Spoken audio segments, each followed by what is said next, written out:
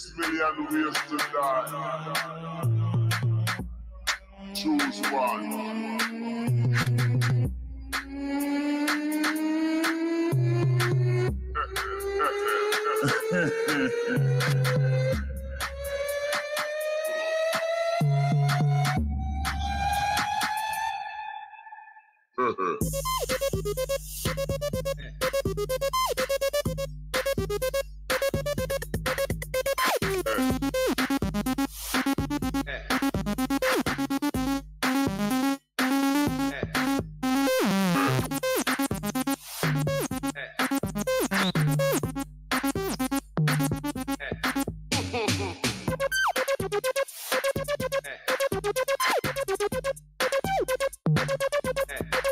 Choose one.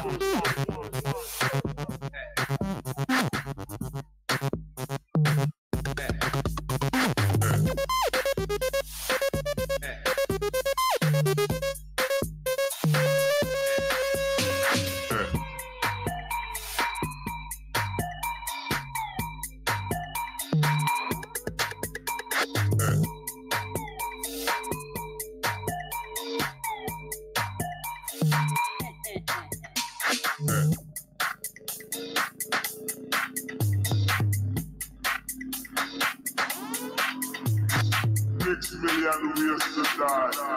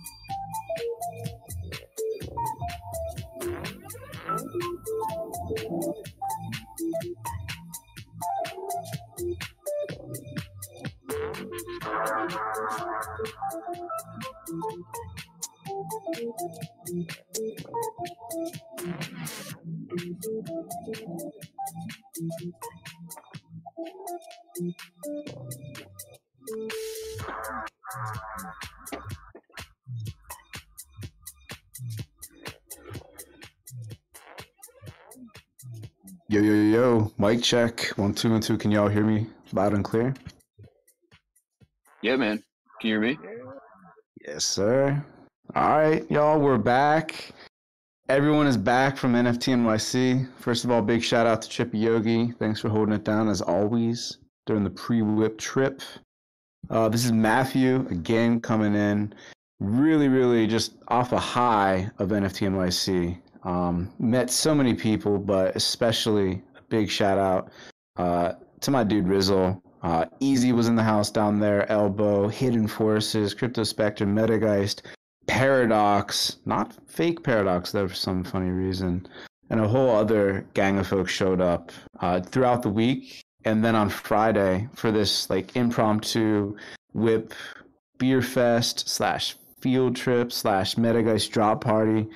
It was absolutely incredible, and it sort of inspired me heading forward. And I think everyone else is there could probably vibe with this and agree with this as well. Instead of holding like a conference or like our own like WIP session or something like that, those field trips are fun. Like we just gotta get a gang of everyone together from the WIP crew, from everything that we're doing, and just go on a random field trip in a random city and just have a blast. Anyway. Just really excited what happened last week. The energy was amazing for everyone that wasn't there. Has me even more bullish on our space heading forward. Ton of real positives there. We can get into that later. But we have a great show for everyone today. We have Azim from Pollinate here in the house. We have Justin Maller here to talk about his latest drop on Nifty Gateway tomorrow. Excited to hear about that. And then we have a slight schedule change. We had been targeting kind of a giveaway with the Bali coin folks, but we'll bring that back later. Instead, we'll have Dylan, Desireen, and maybe White Chocolate here from WIP Publishing to give us an update. Also, trying to stoke some conspiracy-related news.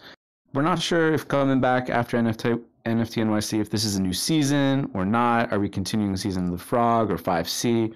Not 100% entirely sure. Maybe we are. I don't know. I feel like this is like a really fun conspiracy to start. So yeah, run wild with this. Tell everyone what season you think this is. Kind of fun to see what happens there.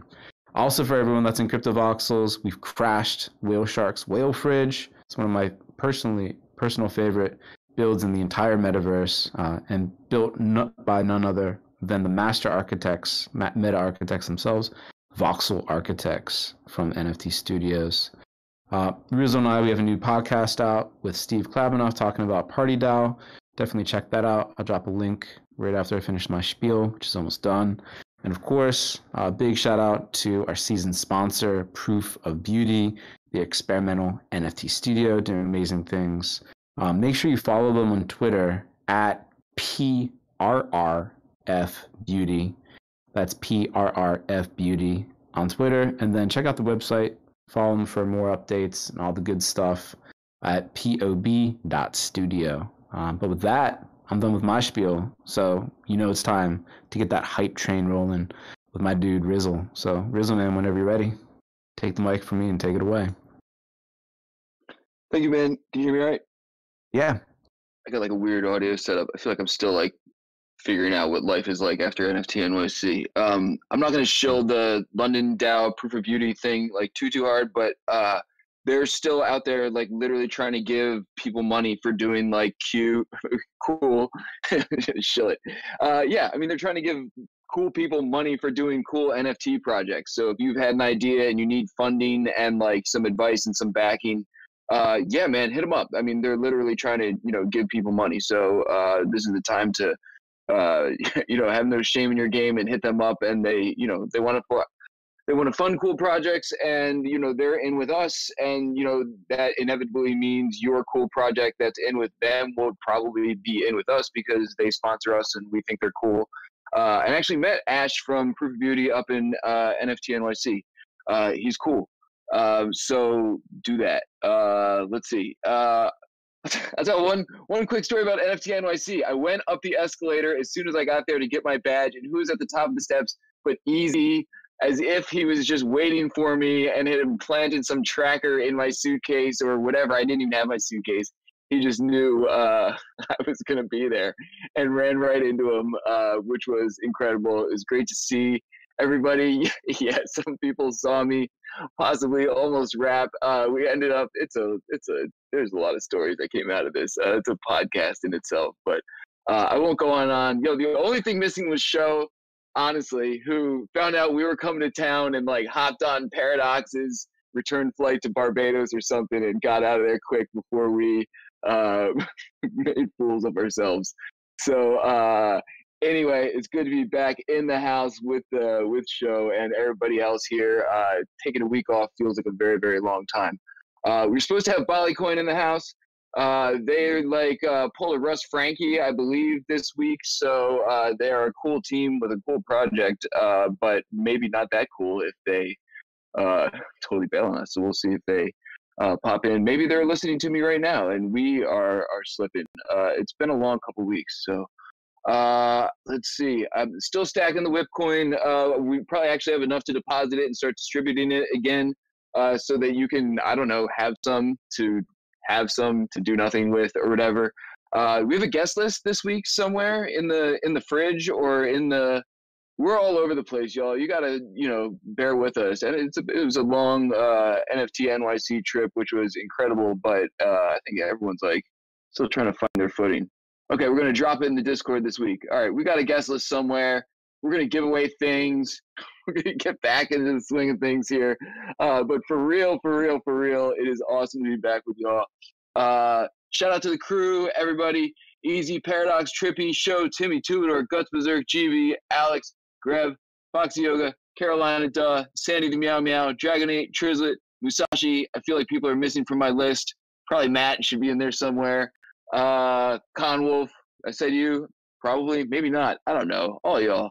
Thank you guys. That being said, I think we're going to move on, hop into Crypto Voxels, take some photos in the fridge with us, and I'm going to pass the mic over to Azim. Full disclosure, I met Azim in NFT NYC. He's a buddy of mine. I've been doing some, I guess what you would call advising on this project called Pollinate, which I think is a really cool project, although honestly, I haven't really done very much at all, except for like maybe make a couple connections. But dude is cool. Project is cool. Happy to give him the mic so that he can tell you guys more about it. So with that, man, if you're not, oh, it looks like you're not whacked. So you want to unmute, man, and take it from here?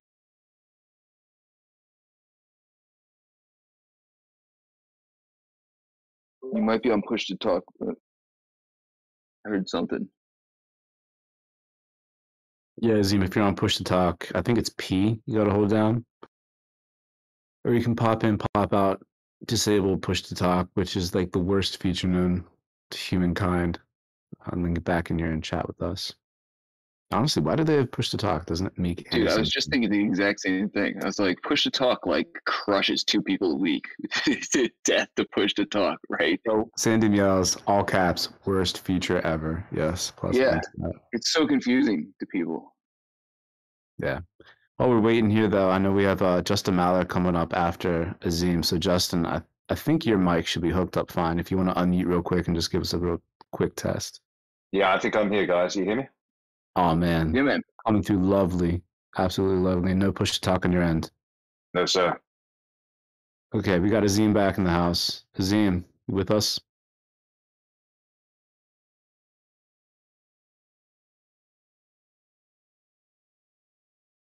Okay.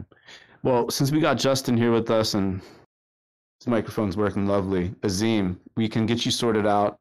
Shoot Rizzle or Easy Encryptor or someone a message, and we can make sure your mic's working on like a DM. But man, Justin, I think you can take it from here. Let everyone know about your drop on Nifty Gateway to tomorrow in waves, and anything you want to kind of unpack and share with the folks from there would be perfect. Yeah, sure, mate. So this is my second drop coming up on Nifty Gateway. I feel like I should really post some of the artwork in the live chat or something like that. It's kind of abstract to hear about an art drop and not have any idea what the fuck I'm talking about. So this is my my second collection that's coming out Nifty Gateway. The first one I made earlier this year was called The Second Storm. I won't go too far into it, but it's a collection I made in hotel quarantine in Australia earlier this year. I flew from LA to Melbourne, sorry, Queensland actually. I ended up in Sydney. They locked me in a hotel room for 2 weeks while my mum was dying,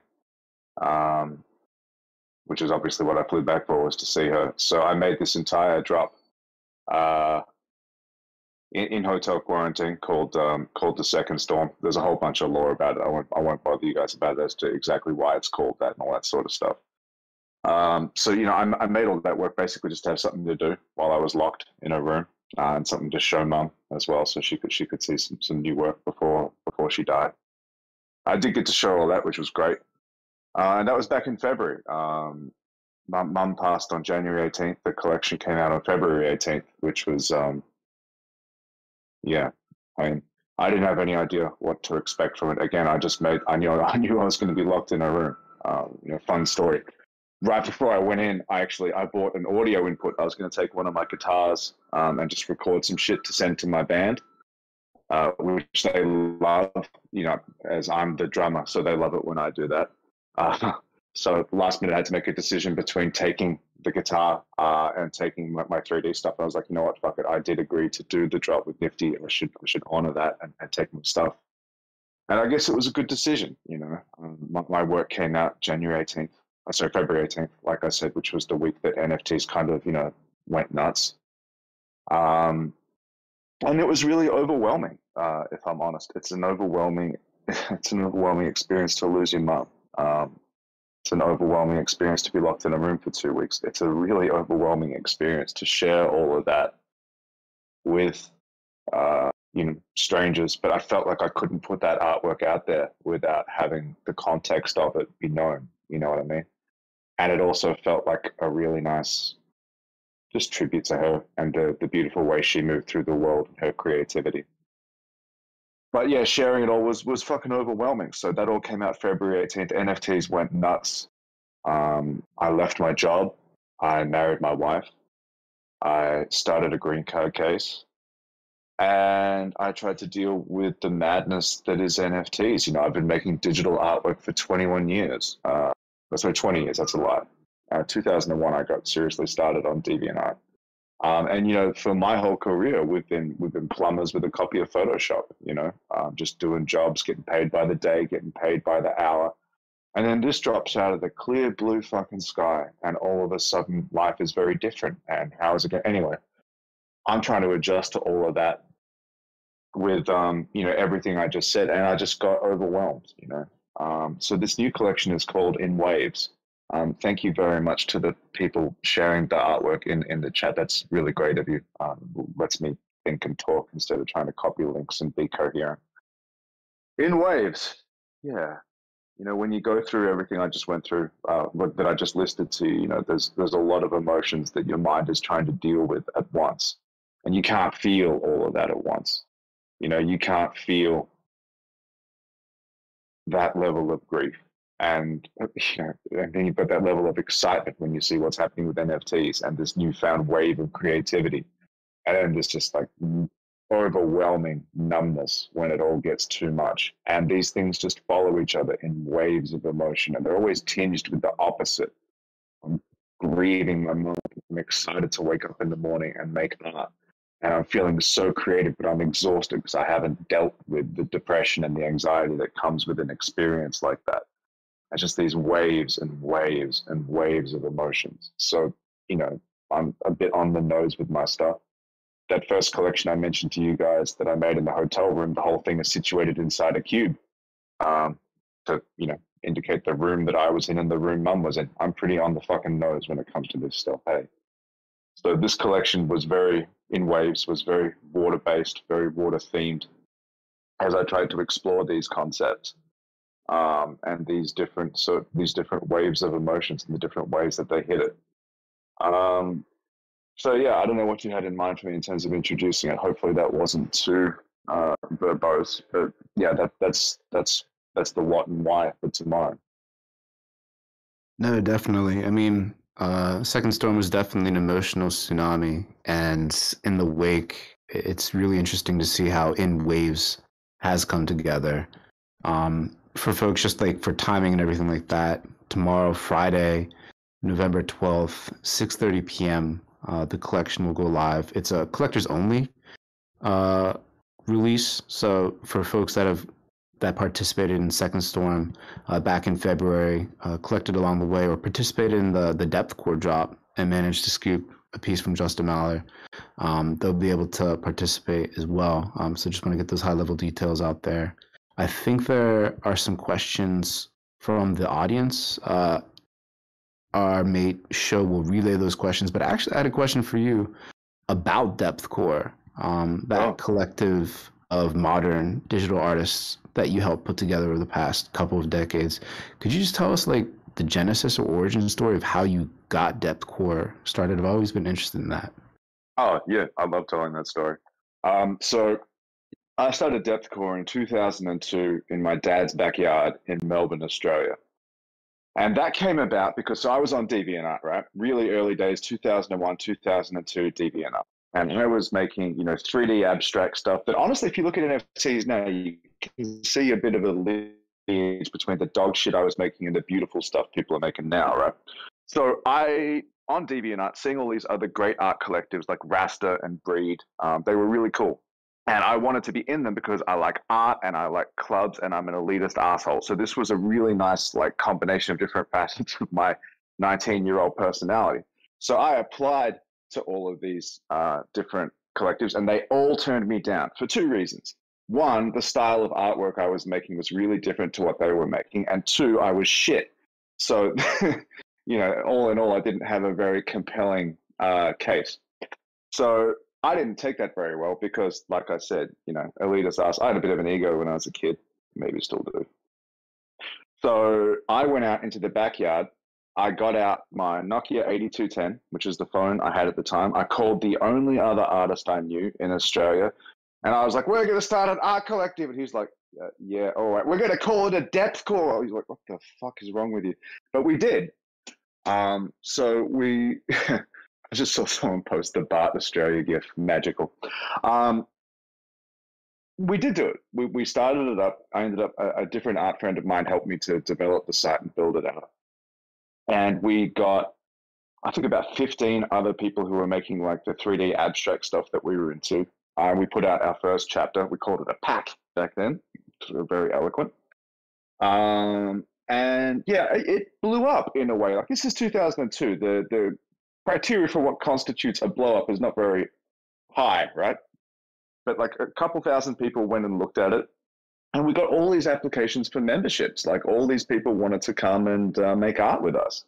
I think we were really just in the right place at the right time, and we touched a nerve. And a whole bunch of people wanted to join the collective, and we just had momentum. This is like pre-social media, really pre even aggregators. Like there was some, none of you guys will know what this is, but there was shit like K10K and Australian Front and that sort of shit. But like it was difficult to find good quality curated collections of artwork. And Depthcore became that. And we had a really good run, man. Like we made collections, I think we made 50 something in total between 2002 and 2013, where we went on a bit of a hiatus. But I mean, to run for 11 years straight on the internet, making no money with no funding is fucking impossible. Like we got back together. Deathcore got back together to do our Nifty Gateway show earlier this year. Like NFTs obviously revitalized a lot of the OGs who had sort of gone down different career paths and whatever. But so we got back together to do this show. And like that was easily the most money any of us had ever made from Deathcore. Like Deathcore never did anything but cost me money, to be perfectly honest. But that was super cool. Like to do that back in the day, we felt like it felt like being part of like a great record label or something where all of the artists who were producing at a certain time were just making hits. And we made a lot of work that like went on to influence a lot of people. I don't mean to name drop, but like I know for a fact Deathcore was big for Mike. It was big for people. It was a big reason why he got going. And a lot of the artists that you guys will be into now will have seen a lot of work made by Deathcore members back in the day. Yeah, because we were, in that early 2000s getting going and with an early 2000s metal band name. So, what's not to like, right? Fuck yeah. I love that story and I love that history too, because the impact you all really have had on modern digital art and like you're saying, some of the biggest names on the scene today doing amazing things, inspiring even more people. Like the role that you all played is monumental and really can't be overstated. I just wanted to get that out there. I know there's other questions from the crowd, so Showman, hit Justin with the questions. Hey y'all, what's going on? Is my audio good? Yes, sir. All right. Yeah, we were just arguing. Well, not arguing. We were all loving the name Deathcore. It just sounds like a 2000s metal band name. So, hold on, it's Depthcore, not Deathcore. No, I know. Right, you got it. Right. We were all hearing it in different ways, and it just all sounded like really cool. Yeah. So anyway, speaking of hearing things or mishearing things, there's a vibrant, colorful crystal/fractal style to your latest collection in waves. That's fun. I noticed that your call to action or slogan is collectors only. What exactly do you mean by that? And can people who are not considered to be well-known or wealthy collectors but who love your artwork be able to purchase a piece? Sure. So let me clarify that for you. It's not exclusive insofar as that it's only people on a list that I think are super cool, big collectors or something. No, it's just people who hold pieces on Nifty Gateway. So if you hold anything of mine, then you can enter the drawing to buy the piece. So the barrier for entry is not super high right now. You can get one of my cheaper pieces on Nifty for $500, which is not, I don't mean to belittle that. I know that's a lot of money, but relatively speaking to the rest of the NFT world, I think it's relatively accessible. So if you hold one of those pieces, then you are considered a collector and you'll be able to enter the draws for tomorrow. Does that make sense? Yeah. Lastly, could you give us some more detail in regard to the resistance you had to face as an up-and-coming artist in Australia? What kind of difficulties were associated with social norms, living and growing up where you were and expressing yourself in a way that was unusual, I guess? An interesting question.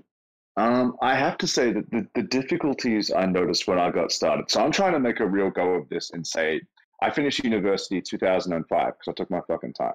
But I finished 2005 and I'm coming out trying to find a career in this. And that was really the difficult part. It wasn't that anyone was giving me any static for making digital art or, whatever weird shit I was making then. People were by and large supportive and like, oh, that's cool, and moved on with their lives.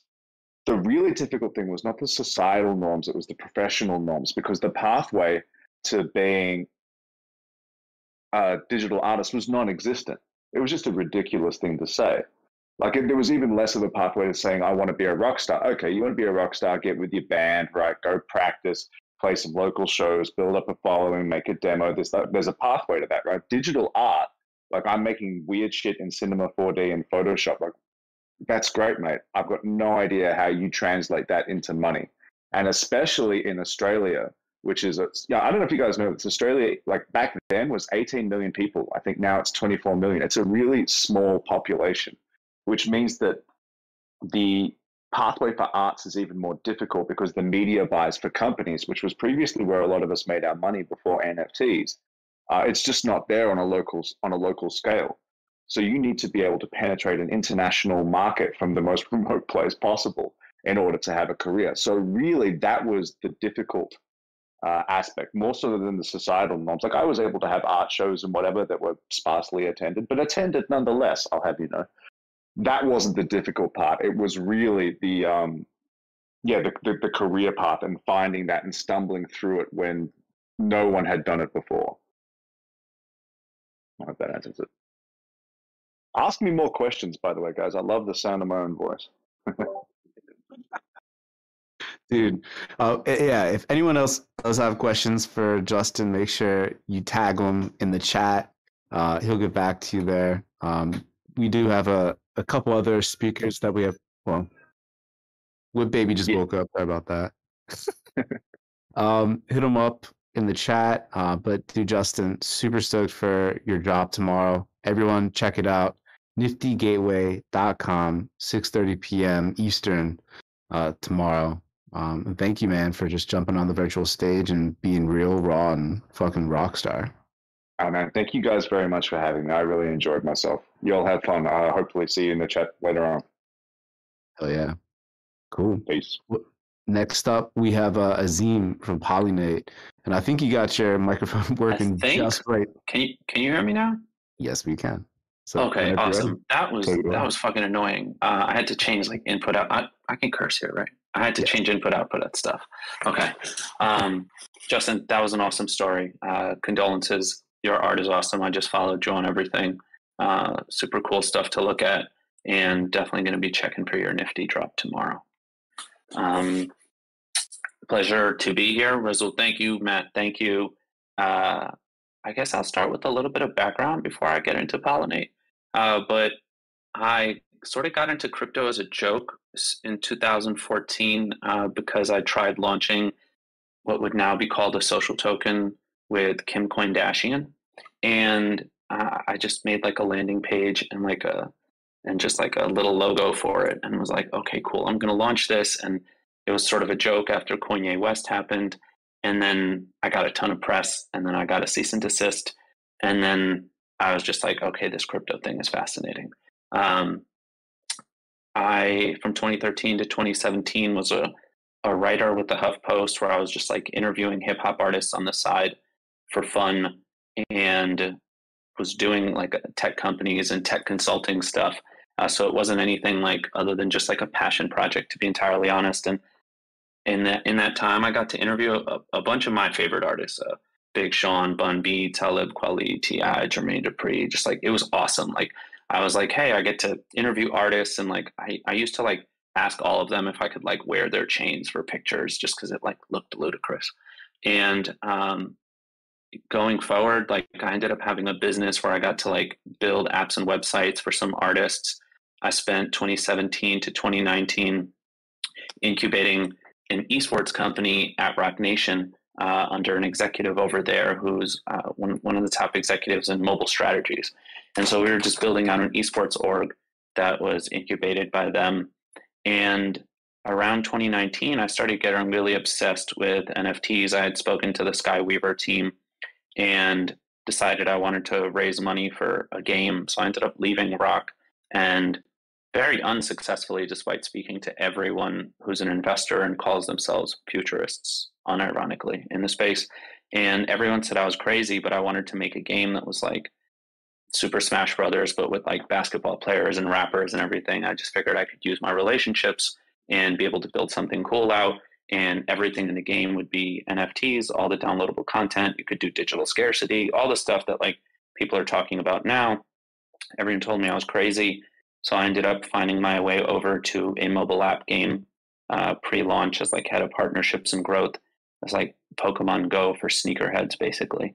So you like earn in-game currency, you wear virtual skins, those like going out into the real world and like basically gamifying the real world with a map with like treasure stashes and repair stations for your shoes and stuff like that.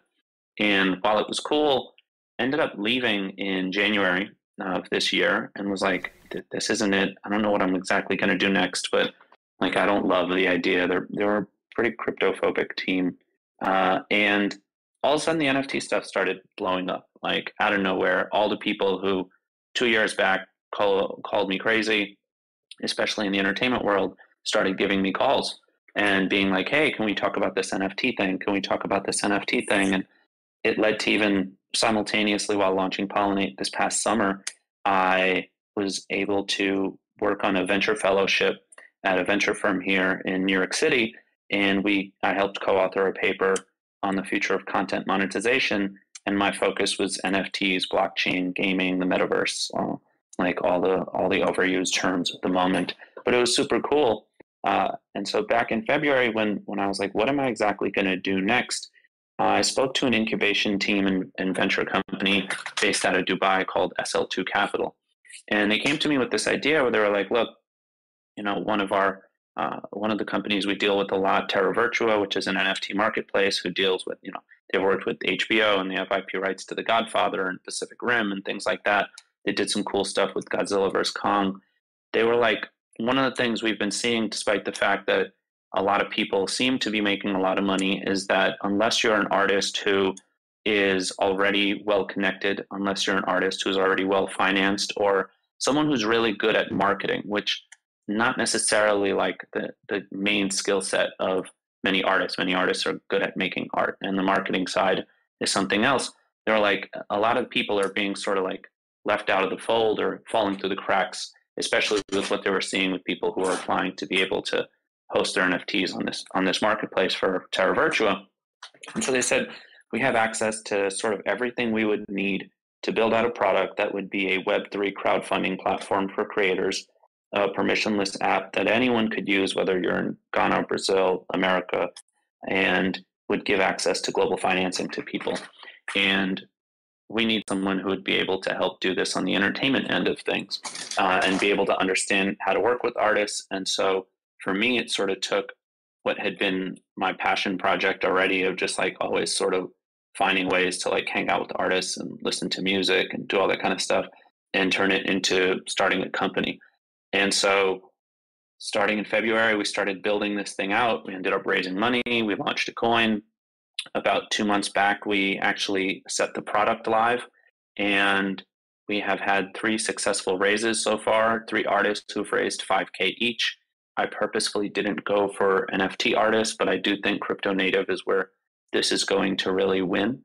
But one was a hip hop artist from New York. One is a Black female fashion designer from Arizona. One is a podcaster from Milwaukee.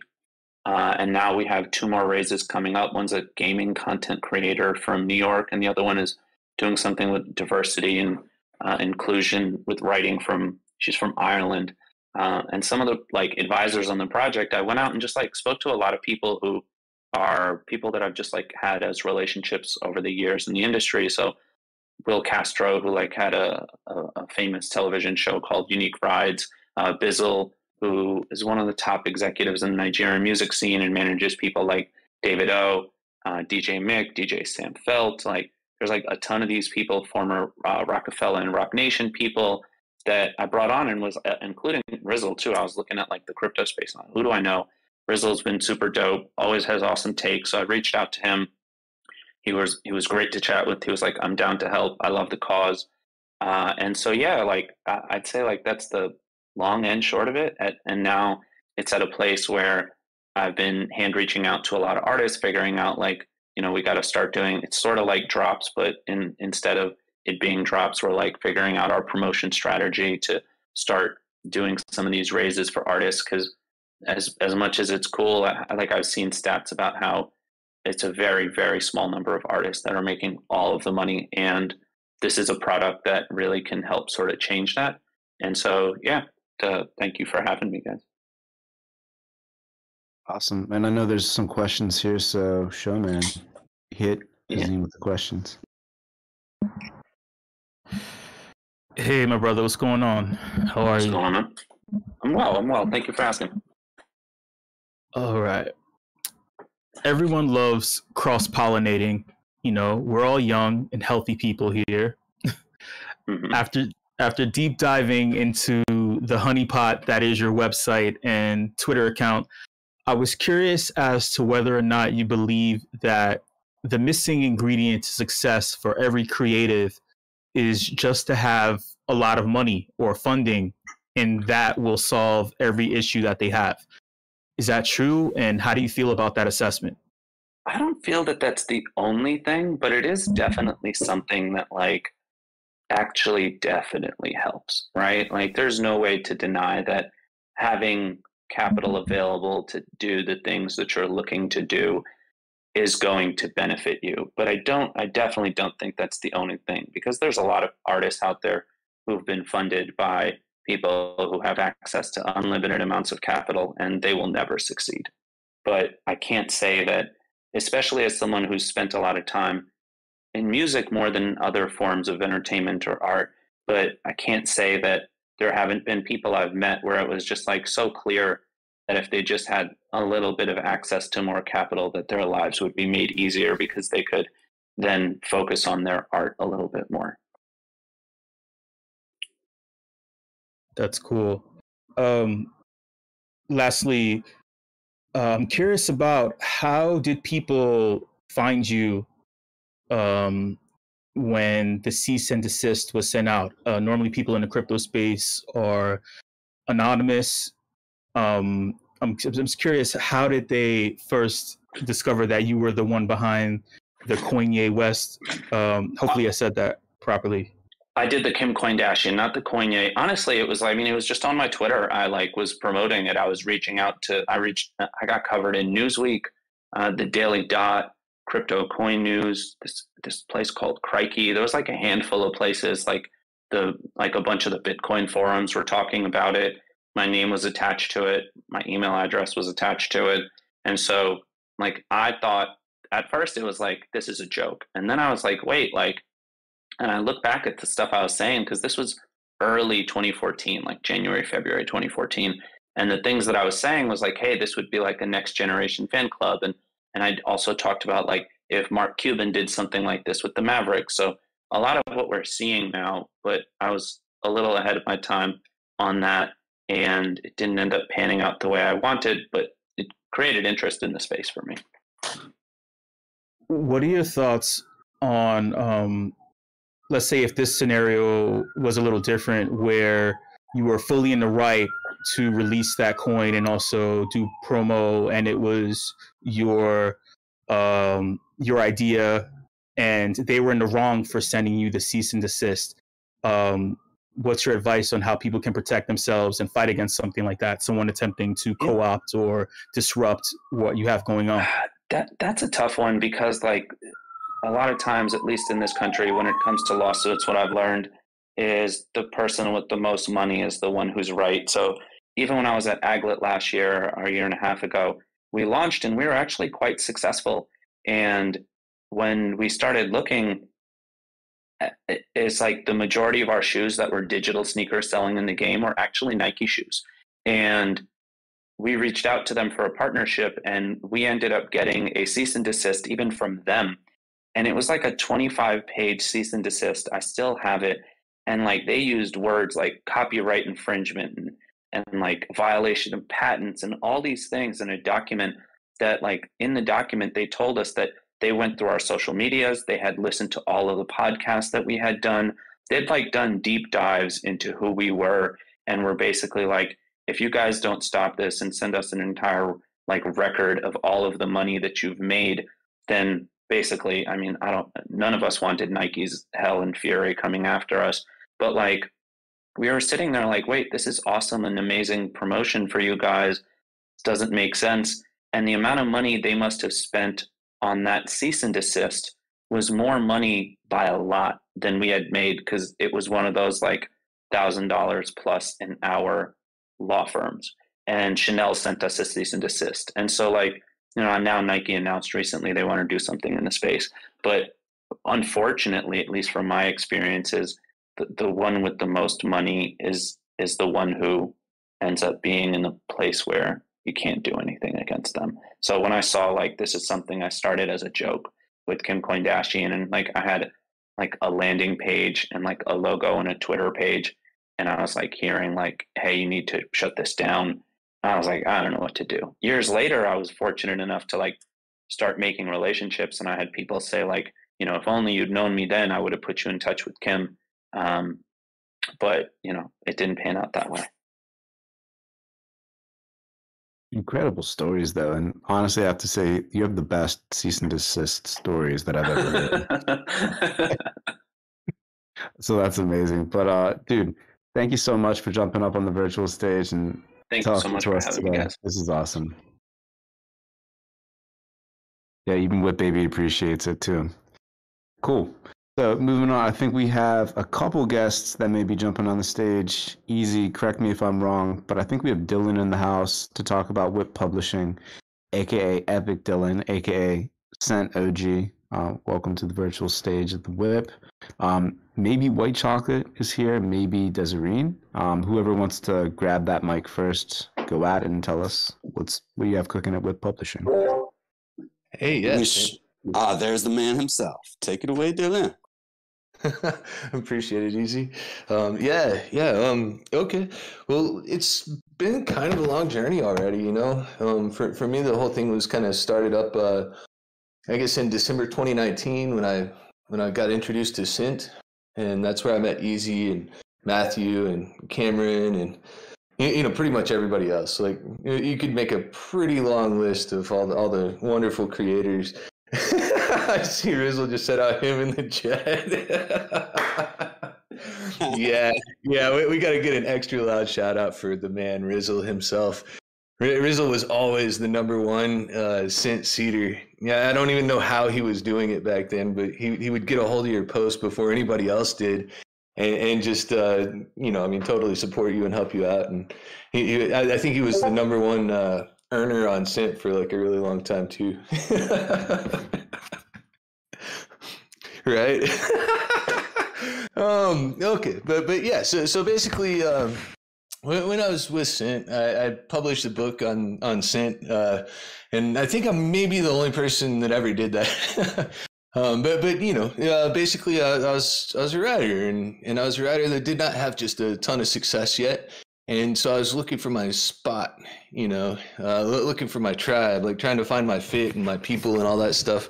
And between Matthew and Rizzle, really, I was just kind of completely like brought straight in, and like, I just felt totally supported, and just started making these lovely connections, with all the people in the space. And kind of one thing led to another. And now we've got a startup company called Work in Progress Publishing, or WIPY for short, and we've started a DAO that's called the Page DAO. And this DAO is powered by an ERC20 token, not unlike WIPC, but it's called Page. Right now it's about 12 cents or so. And the idea is that this is now a governance token. We're going to be able to, buy and sell NFT books with it before too long. And so we're really, really excited about that. But we're excited about that not just because of that, not just because that's cool, in its own sake, but because of all the projects it's making possible. When we created the Page token, we didn't want to have to do all the paperwork and stuff. So instead of doing like an initial coin offering or anything like that, where you would sell some to raise some money, and need to, follow all the paperwork to be selling, paperwork sucks, Easy. That's right. And those gas fees are killing us too. So we're trying to take it to Cosmos now, just because that's like a really comprehensive L2. But at the end of the day, it's just this big platform for launching written works and publications into the metaverse. And actually, earlier today, we had the first ever text reading of the new book that we've been working on. And this is a collaboration between myself and White Chocolate from the Mask DAO. And Easy's in here helping us with the promo and everything. And we got James Cowan and Carlos Ruiz, doing the art for the project. And then the writing has been handled by Spark Twain. So everybody probably knows Spark. Spark is the dude who kind of outlined the story and structured it in the first place. But then he actually had to go and he stepped aside from the project. So the rest of us kind of stepped in and took over and, maybe changed a few things about it as we added scenes and kind of put the rest of the detail in and stuff. But yeah, me, Dazarine, and White Chocolate have been the main writing team ever since then. And we've just been, working together to tell the best story that we possibly can. Daz, are you around by any chance? I'm not sure that I've seen you here. I figured I would like to give you a chance to unmute and just kind of introduce everybody to the story from your point of view, if you would like. Let's see. Oh, you just sent me a DM. Wow. Do we need to get him permissions? I think he just said he's grand as a listener. Okay, I think Riz just got him. Daz, maybe jump out and jump back in. And, just briefly before Dazarine hops on, it is an incredible work. I mean, like Dylan had mentioned, we got to do our first reading over in a Twitter Spaces today. And I had read a little bit here and there, but it really drew me in. So much amazing imagery, just kind of in the mind, reading along. Very cool stuff. So we will be doing some more readings and things like that. And I hope you'll all join us. And let's see if Dazarine has the mic up. Hi, can you hear me, guys? Yeah, Beautiful. Sound good. Hi, yeah. I suppose just further what Dylan was saying, it's just it's an amazing project. It's like a collaboration of all these people that have come together with an amazing passion, and I think we've produced something very, very good. And it's just been an amazing journey in such a short space of time, and I'm just really proud of what we've done, and I hope everyone likes it as well. It's not there yet, but it's definitely, we're closing into the finish line now, so it's got a bit of everything in it. I think there's a bit of action, there's a bit of love, a bit of romance, and it's just it's a great story all around. And White Chocolate had shared with us kind of some of the origin earlier today in the Twitter Spaces, and he's probably listening in now doing some multitasking, but he had scored this hash mask that had, I think, was an eagle in there, and so he was kind of trying to think of a good name. And they do have the hash mask name token, or the HNS, I believe it is, that you can do this interesting name change with on your NFT.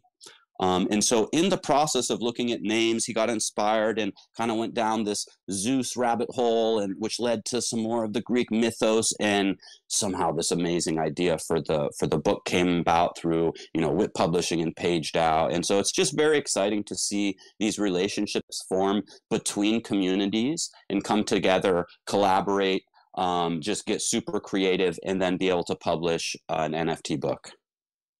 Hey, absolutely, and even further than that, it's like there's a thing happening here. The story of Ganymede popped out to White Chocolate because of the Jupiter glyph, and the fact that the Ganymede story actually starts with a white eagle in classic Greek mythology that picks Ganymede up and takes him to the underworld.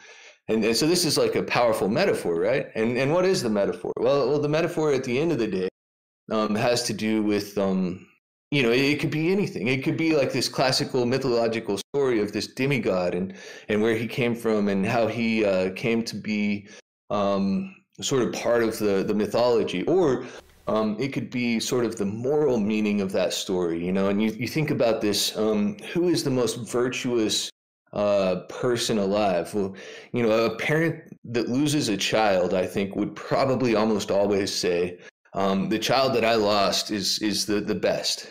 Only the good die young, so to speak. And so in Rembrandt's retelling of the story of Ganymede, which resonated in particular with me, I don't know why. I just I don't know. I have kind of a dark imagination, I guess, and just this idea of loss is something that like for some reason it kind of just sticks in the corner of my mind somewhere. But you know, with Rembrandt, you have this very real sense in which the story of Ganymede is a metaphor that's designed to sort of help you know, parents who have lost children sort of kind of cope with that loss and try to move forward with. So that's a big deal, and that's a core part of the inspiration here. And I don't want to, you know, drone on too much longer, but I do want to say that we're planning a bunch of different stuff with this. So I believe one of the things that we're going to be doing is airdropping probably chapters 1 and 2 to everybody who gets the POAP from the WIP Meetup today, to everybody who was at the Twitter Spaces earlier today. I believe Carolina may have some wearables, which were created by WIP Publishing CTO Robbie, and I believe that he is pretty happy with the way that these dudes came out. Their page token in world assets, and I believe she's going to be able to shoot those over to everybody before too long. So that's really exciting. Also, we're planning to do another live read on Twitter Spaces a week from today. So if you missed us today, be sure to come out and see the same show next week. Reading the text aloud earlier kind of made us think, wait a second, you know, there's a couple of places where we need to kind of smooth out the prose a little bit more. And so for me, the next 24 to 48 hours here is going to be like this, you know, quick, deep revision. Me and Daz are going to go through and do some reading aloud and things to just, you know, make sure that we get this thing as tight and as pretty as we possibly can make it. And then the book itself. I know that what everybody is waiting for is the actual NFT drop. And we're planning to do that on Black Friday. And the hope is that we will be able to airdrop this NFT book, which will have potentially a PDF and an EPUB file attached to it. It will have the ability to print physical books through the token gate. And it will also have, Robbie just said no EPUB. Yeah, we were testing with it the other day, and I wasn't sure if it came down for or against that. So I guess no EPUB. But we also are looking to have an component to that as well. So we're really trying to you know, push the limits of what is possible here. We're trying to rethink what it is to publish a book, and then we're, you know, also bringing to the world this really crazy sort of mythological re-envisioning of the story of Ganymede, kind of interpreted through the lens of modern day times, and like the Hash Masks art collection in particular. So I mean, this could be exciting. I mean, we're stoked, man. What do you guys think about all that? Y'all ever heard of a book that had audio and video and text and the ability to print and stuff? It's pretty amazing, I think, what we're going to be able to do, kind of re-envisioning publishing with the new, you know, NFT kind of packaging, because so much can go into it. Even maybe, you know, a token gated area where you can go and hear readings or do an author signing and things like that. So definitely also going to be bringing this more into the metaverse. I absolutely just love what's going on. And if you're out there listening and you have an idea or a project community that you're really involved with and are passionate about, maybe there's like a fan fiction area in the Discord or something, feel free to reach out to any of us over at Page Down with Publishing. We really love working with people to help get them kind of get the ball rolling with the story and create something really cool and unique as per that. You know, it could be a PFP project or, you know, any community out there. We just love connecting with people, collaborating, and getting these new kind of unique NFT books out there. Super cool, and what a rich, dense project. And honestly, like, just seeing yet another member of the OG Scent Mafia come up and like do something just insanely cool. Just love to see it. I'm sure there's a couple questions for all of you guys and gals. So yeah, show man, hit them with the questions. Hey y'all, what's going on? Hey, hey. Hey, hey. I'll keep this short and sweet. What are your favorite books, titles, and authors? Go. All right, I got a couple for you, man. Some of them might be kind of heavy, but I think Nicomachean Ethics by Aristotle is about the greatest book that was ever written. I'm also a huge fan of Theodore Adorno's book, Metaphysics. And I like Robert Piercig's Zen and the Art of Motorcycle Maintenance a lot too. So I would say first is like a three-way tie between those three guys. I think I have to throw down Shogun by James Clavell, and I would be remiss if I didn't also mention Snow Crash by Neil Stephenson. Was that everybody? Was it White Chocolate too, I guess? Or Daz? Yeah, Daz, do you have a favorite book you'd like to share, bud? The Shadow of the Wind by Carlos Ruiz Zafron is just a great book. And one I've read countless times to my son recently is The Cat in the Hat. It's a great one. Yeah, buddy, Dr. Seuss. You really can't beat him. He's just phenomenal for sending that little guy to sleep. Gotta love Dr. Seuss, man. I grew up on it. I read it to my kiddies too. Definitely gotta love the Dr. Seuss. And then if anyone else has any questions for Dylan, Des, White Chocolate, Easy, hit them up in the chat.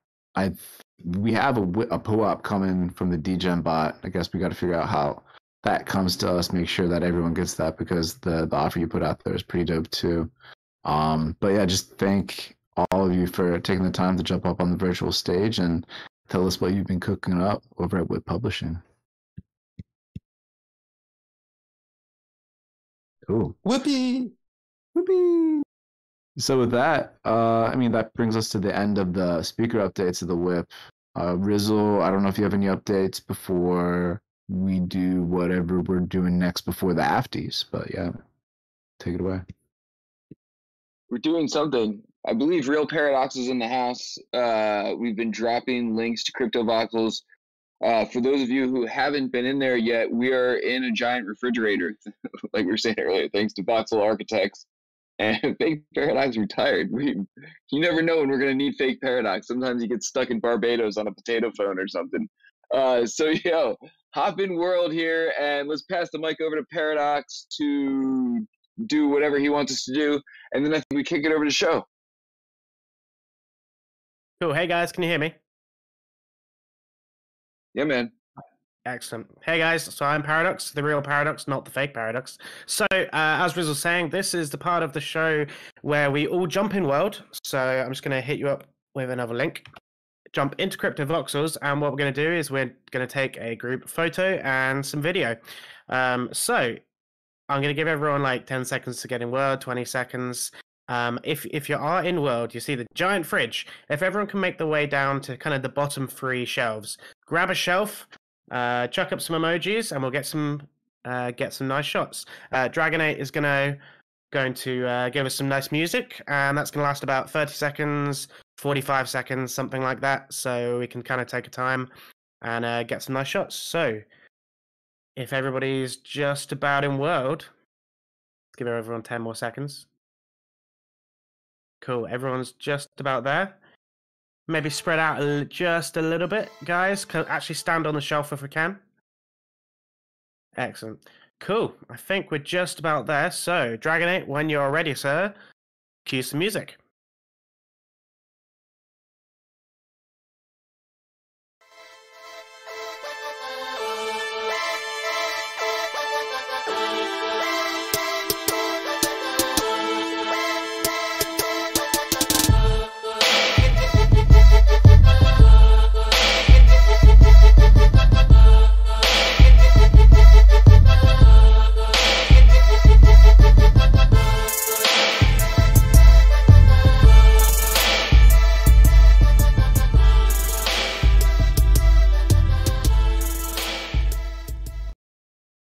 Beautiful. Cool. Thanks, guys. And with that, I'm going to pass it right back to Rizzle to close up the show.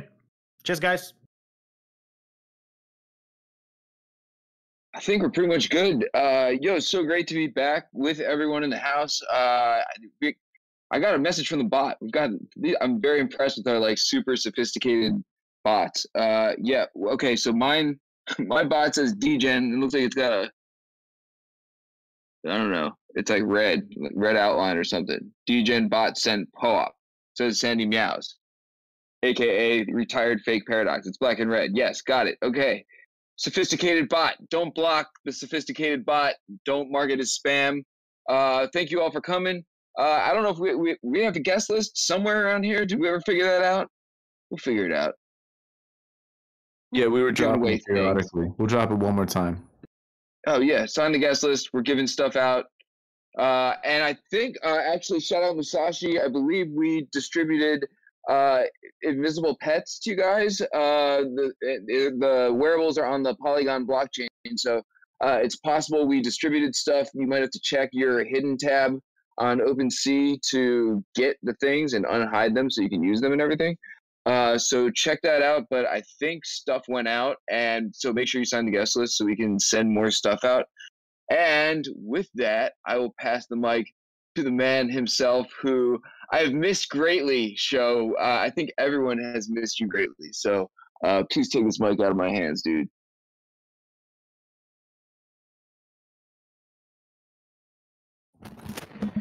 Hey, y'all. Hold on one second.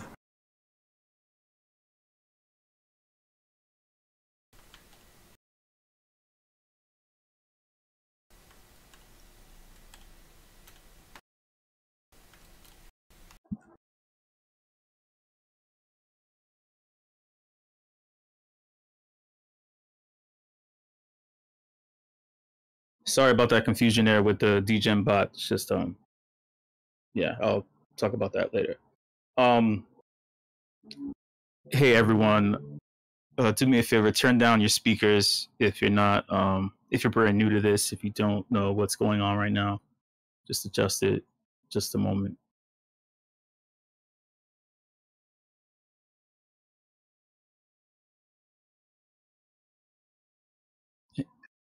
Everyone, I want you to join me, right? I want everyone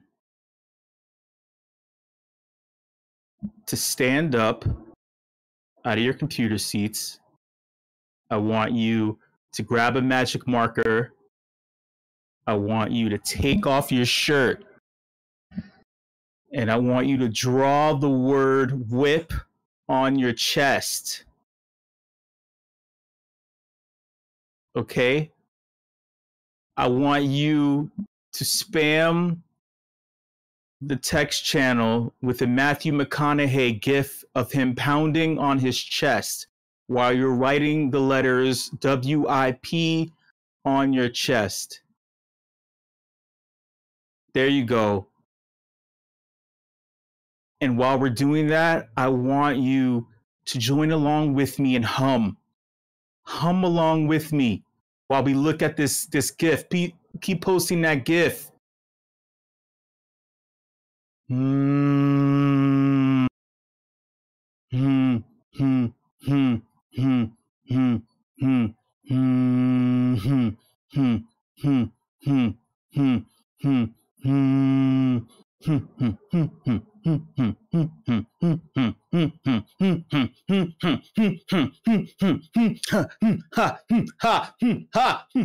Yeah, let's raise the frequency. Let's raise the frequency. WIP fam, raise the fucking frequency. WIP fam, keep that fucking gift spamming. Keep spamming that shit.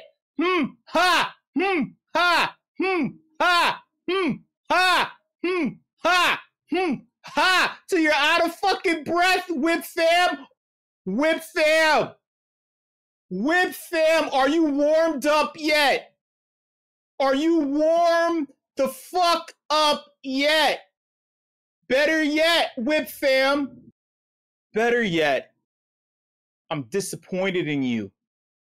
I'm disappointed in you. You know why? You know why? you haven't been telling anyone about the WIP. You, I'm looking at you. Yeah, you. You haven't been promoting the WIP to your friends or your family or anyone or anything. WIP fam, what have you been doing?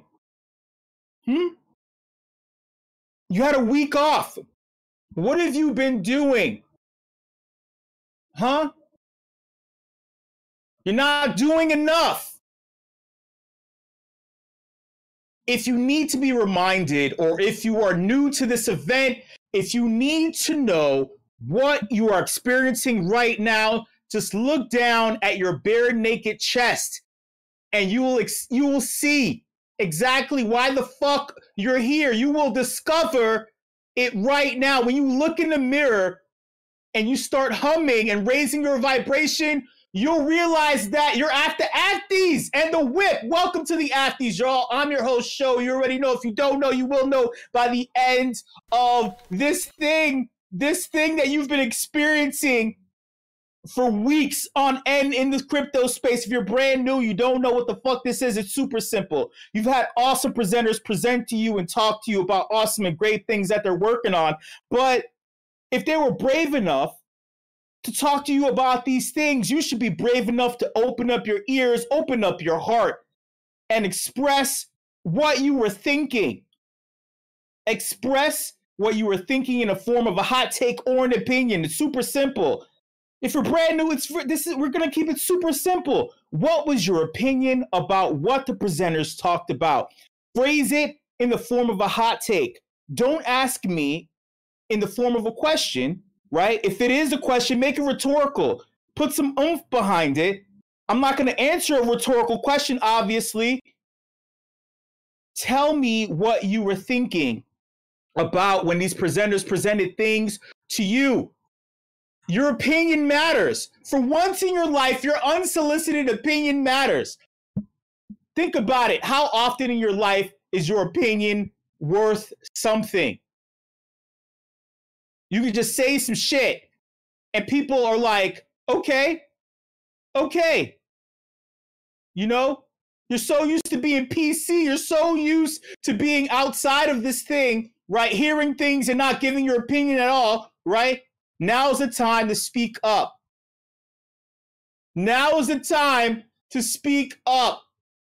Any question that I give is rhetorical, it is cynical, it is facetious, it is many things. I am the loudest and dumbest voice in the motherfucking room. Trust me, this is not some ego thing. It is a matter of fact. Trust me. You don't have to trust me. We live in a trustless state. Shout out to Ryan and David over at Bankless. All right, moving on. First subject, first presenter. Shout out. Actually, wait, so Justin was actually the first presenter because we had a little flip-flop there thanks to Discord. You know, Discord, well, I'm going to get into Discord in a second. But we had Justin, right? Crypto artist. You know, creating things, you know, releasing things. Here's my hot take. You cannot limit things. You have to be wary of your voice. Be wary of the things that you say. Be wary of how you speak about things that you want to promote. You cannot, crypto artists have to let their collector base build on their own. If you say things like collectors only, in this space, the word collector there's a lot of weight to it. There's for some people, from their perspective, there's a stigma for some. Oh, I'm not this collector, so does that make me a collector? Yes or no? Oh, I can't buy this artwork, but I love it. Wait. My hot take is you have to be mindful of the things that you write. Thoughts? I'll tell you something straight up. I've been,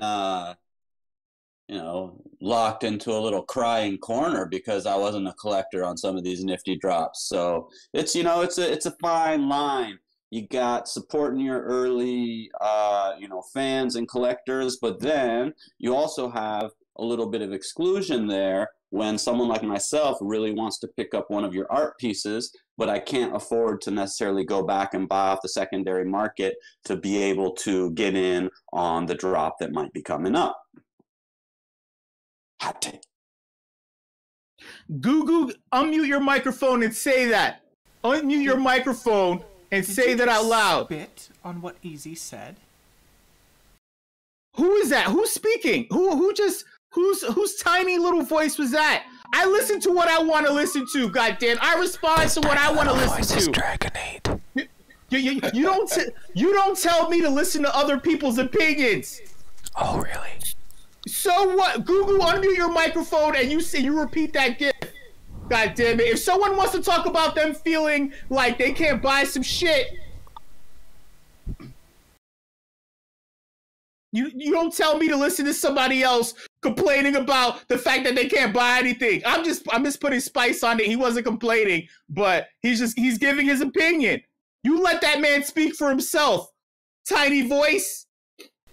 Google, unmute your microphone. Google Muck. Google's not okay. There he is.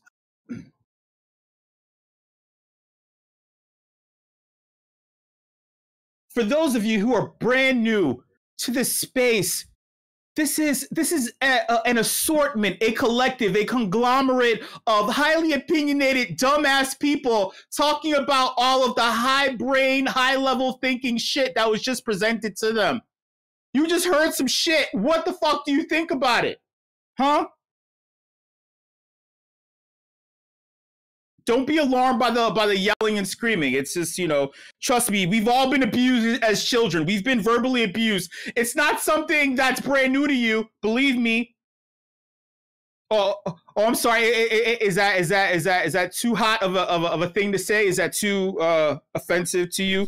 We're all abused. That's why we're in the crypto space. We're all abused. Goddammit. We're looking for validation by buying up crypto art pieces. That's why I don't want to be excluded. It can't be collectors only. It can't be members only. Can we all buy a dope ass art piece from InWaves? Like, thoughts?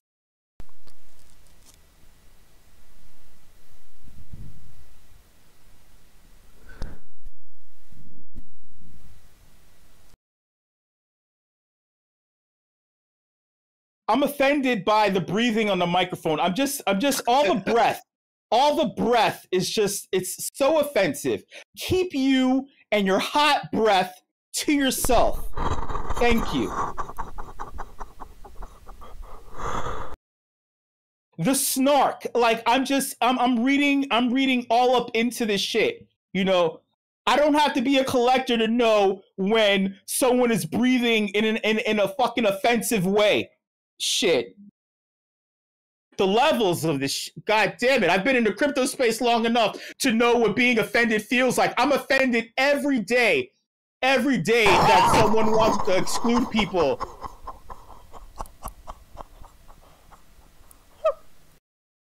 Google, what was your GIF about? Google, what was that GIF? That GIF with the guy from Star Trek with the ears and the fucked up teeth.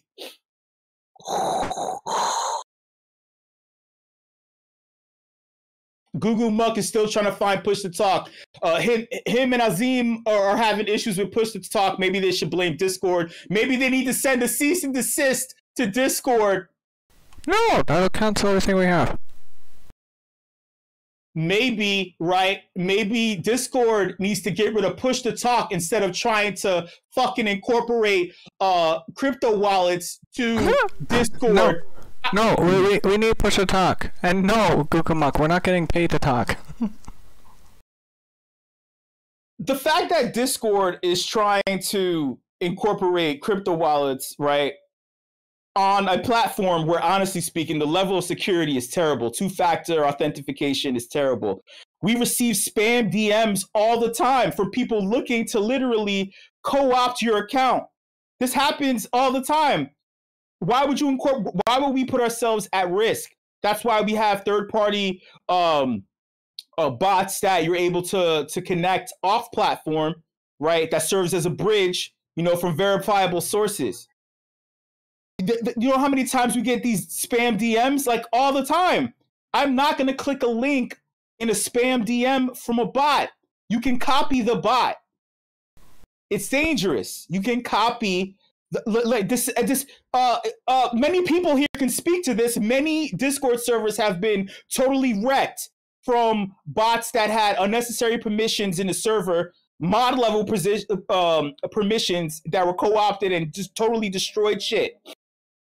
True. I saw that like tweet that was something like probably nothing, and it was Discord and MetaMask, and I nearly shat myself because I was like, oh, that's scary.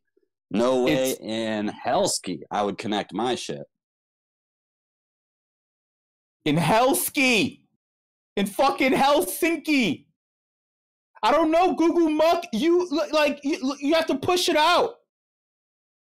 Push instead of pull, Google Muck. Gotta push what out? Whatever, push and figure it out. Push and maybe you will be able to become a collector. Maybe you will be able to acquire one of Justin's pieces on Nifty Gateway. You can push and achieve the legendary status of collector. Moving on, next subjects. Next subjects. You hear me pluralizing things that don't need to be pluralized? God damn it. The next subject is we had Azim from Pollinate. Here's my hot take on this. Creating a buzz nowadays on social media is so fucking convoluted and nonsensical. Even more nonsensical than me right now. It's so nonsensical that it actually pays better to just not give a shit about an algorithm or paying for a service to boost your sales or product funnels. Thoughts?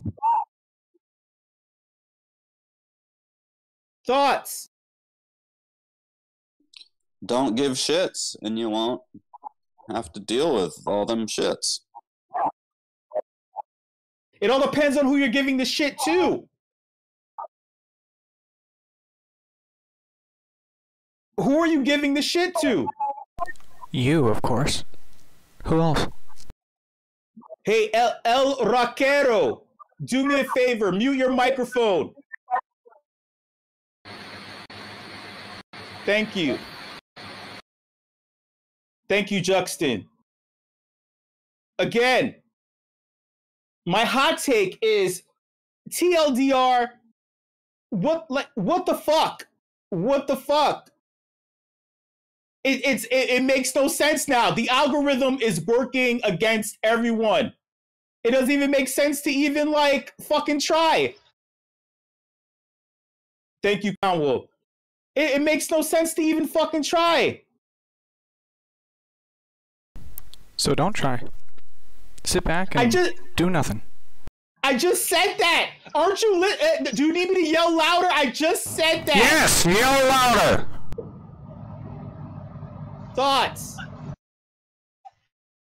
Thoughts. Do your thing. Don't give a shit unless you got nice little buns like that. Forever pooping poop. Yeah, I agree. I agree with the ellipses. With the dot.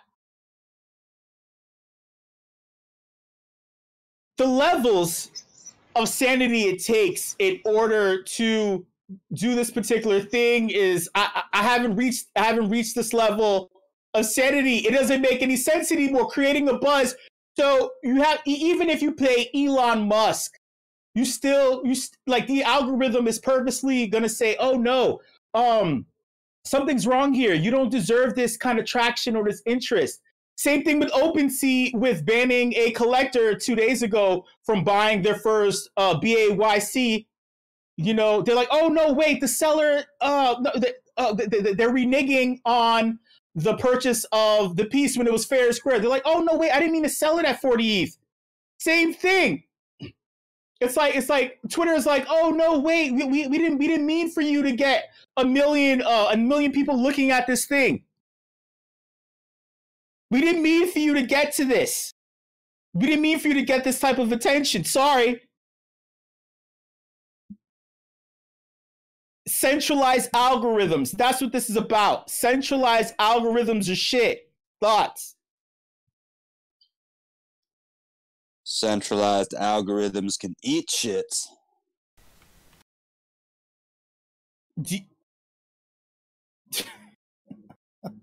Moving on. Don't. Yeah, move on. Moving on. Here's my last hot take. Shout out to the WIP Publishing crew. Here's my last hot take. I feel like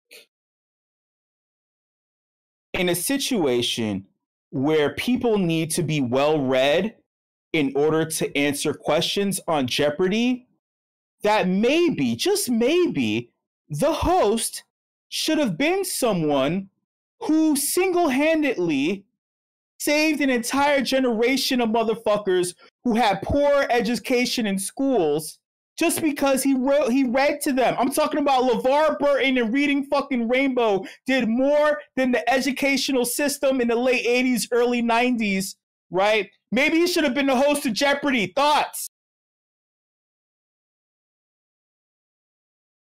Thoughts?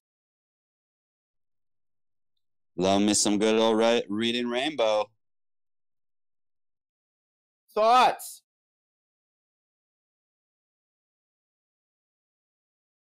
LeVar Burton should have been the host of Jeopardy. Just a thought. Just a thought. What's your thought on that? What is your thought on what I just said?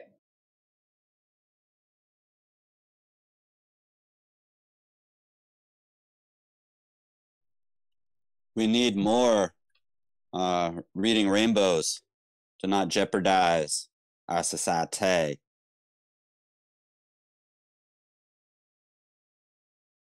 I don't like rainbows because that means it has to rain before it's sunny again. That means that the clouds have to be overcast. If there's not proper lighting outside, you can't sit in a park and read a book. Why the F not? Because you can't see shit. Are you not listening? Maybe you need to pick up a book and it'll help you listen better. Thank you so much, everybody, for coming through to this edition of the Afties. Shout out to the entire leadership team at Token Smart. Shout out to the WIP crew. You know I love each and every single one of you. Please keep your eyes and ears open, and maybe you can read some shit that's in the event calendar channel here. And I'm pretty sure there's a bunch of things happening later on here in Token Smart. So don't touch that dial. Don't turn that page. And think of as many book puns and things like that and honey puns with Pollinate you can think of. Thank you so much, everybody. Much love, and I'll see you later.